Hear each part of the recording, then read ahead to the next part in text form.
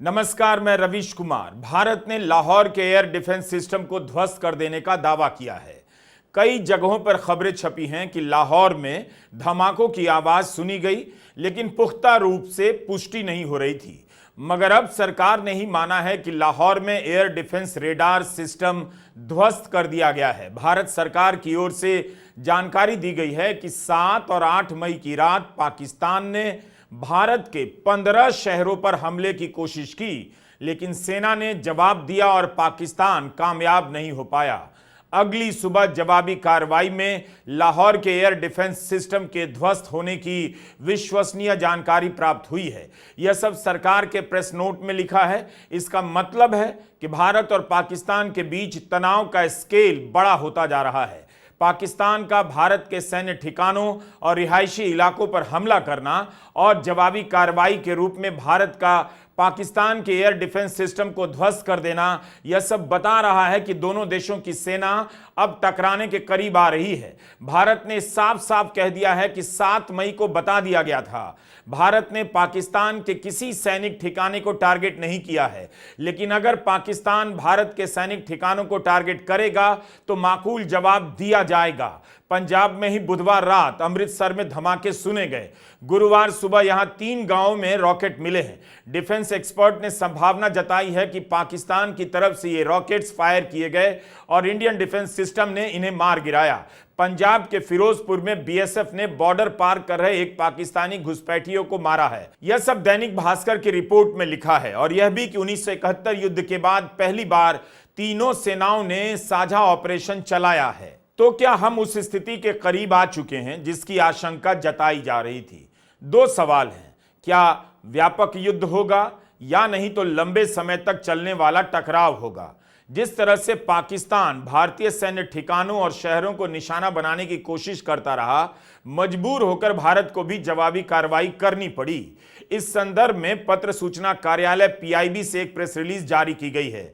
इसी में बताया गया है कि 7 और 8 मई की रात पाकिस्तान ने भारत के उत्तरी और पश्चिमी इलाकों के कई सैन्य ठिकानों को निशाना बनाने का प्रयास किया, जिसे भारतीय सेना और वायु सेना ने नाकाम कर दिया और जवाबी कार्रवाई में पाकिस्तान के कई जगहों पर एयर डिफेंस रेडार और सिस्टम को निशाना बनाया गया है। यह पीआईबी की रिलीज है। इसमें भारत सरकार ने बताया है कि भारतीय सेना ने कई जगहों पर पाकिस्तान के रेडार सिस्टम को टारगेट किया है।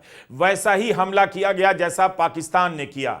इसमें लिखा है कि पाकिस्तान ने गुजरात के भुज और राजस्थान के फलोदी इलाके में भी टारगेट करने का प्रयास किया। इसी के साथ साथ अवंतीपुरा, श्रीनगर, जम्मू, उरी, पुंछ, पठानकोट, अमृतसर, कपूरथला, जालंधर, लुधियाना, आदमपुर, बठिंडा, चंडीगढ़ के सैनिक ठिकानों पर निशाना बनाने का प्रयास कर रहा था, जिसे भारत ने नाकाम किया है। पाकिस्तानी ड्रोन और मिसाइलों से टारगेट किया जा रहा था, जिसे integrated counter US grid and air defence system की मदद से फेल कर दिया गया। सरकार ने कहा है कि पाकिस्तान के हमले को रोकने के लिए भारत को मजबूर होकर जवाबी कार्रवाई करनी पड़ी है। भारत सरकार ने कहा है कि कई जगहों से मलबा इकट्ठा किया जा रहा है ताकि साबित किया जा सके कि हमला पाकिस्तान की तरफ से हुआ है।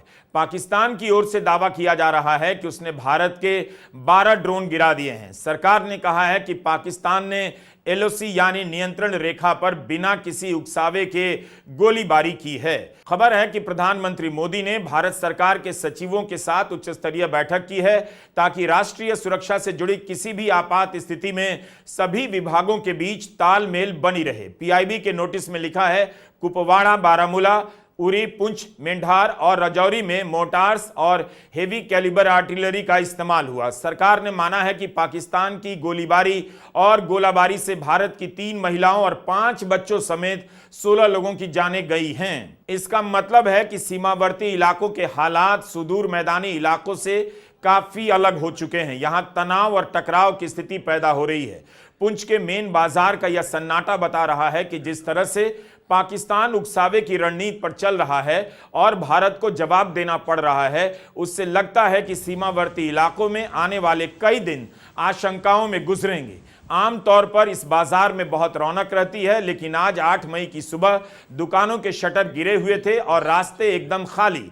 पता चलता है कि युद्ध की आशंका का असर इन इलाकों में कितना अलग होता है। मीडिया में पुंछ की रिपोर्टिंग तो है, लेकिन जिस स्तर से इन इलाकों में पाकिस्तान की फायरिंग चल रही है, भारतीय सेना जवाब दे रही है, उसकी रिपोर्ट क्या आप तक बराबर से पहुंच रही है?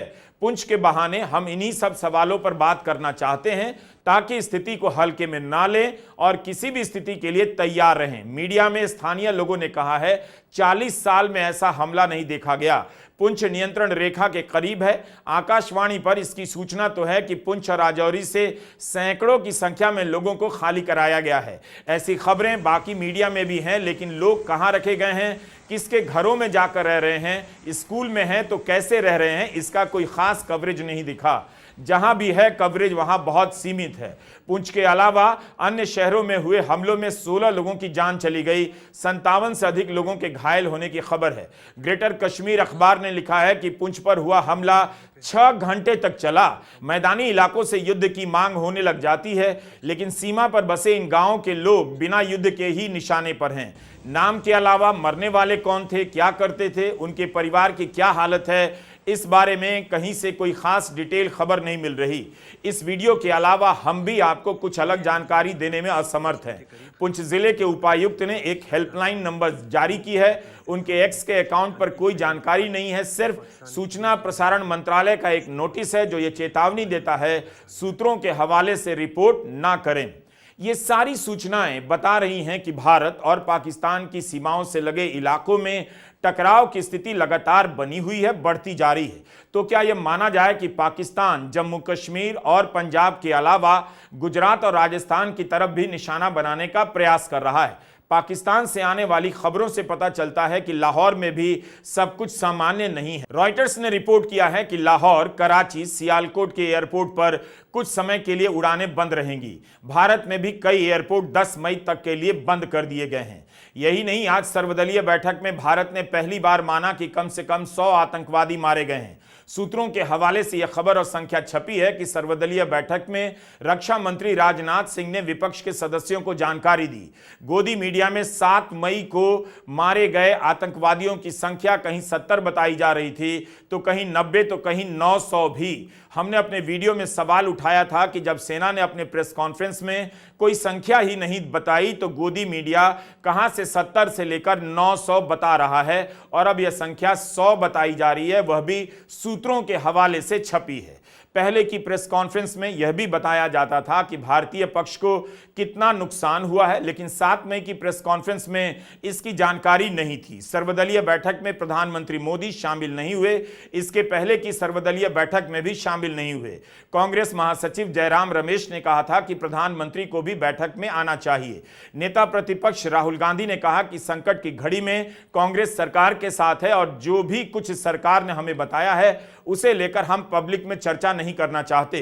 सरकार को जो मदद चाहिए हम देने को तैयार हैं। हम चाहते थे कि इस मीटिंग में प्रधानमंत्री जी पधारें और संक्षिप्त में वो अपनी बात रखेंगे। जो घटना घटी है या जो आज भारत ने जो टेररिस्ट के खिलाफ एक्शन लिया है और खासकर हमारे जवानों ने जो हिम्मत दिखाई, उन जवानों को तो हम सैल्यूट करते हैं और उनका अभिनंदन करते हैं। इस बारे में हम ये चाहते थे कि वो खुद आए और अपनी बात रखे, तो ये सबको एक बहुत बड़ा उसका लाभ मिलता था। लेकिन उन्होंने नहीं आए और लास्ट मीटिंग में भी उन्होंने नहीं आया।